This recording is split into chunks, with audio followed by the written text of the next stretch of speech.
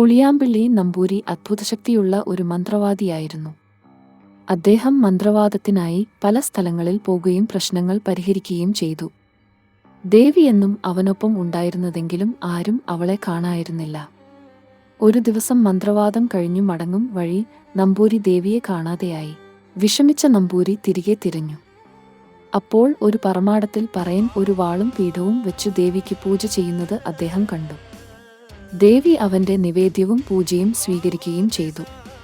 അതോടെ നമ്പൂരി ദേവിയോട് ചോദിച്ചു, "അല്ലയോ ദേവി, ചണ്ടാലനായ പറയന്റെ പൂജ നീ സ്വീകരിച്ചത് ഞാനെല്ലാം കണ്ടു. ഇനി ഇങ്ങനെ ചെയ്യാതിരിക്കുക." ദേവി ചിരിച്ചുകൊണ്ട് മറുപടി പറഞ്ഞു, "ഭക്തനാണോ ബ്രാഹ്മണനോ ചണ്ടാലനോ എന്നെക്കൊണ്ട് വ്യത്യാസമില്ല. ഭക്തിയുണ്ടെങ്കിൽ എവിടെയായാലും പോകും.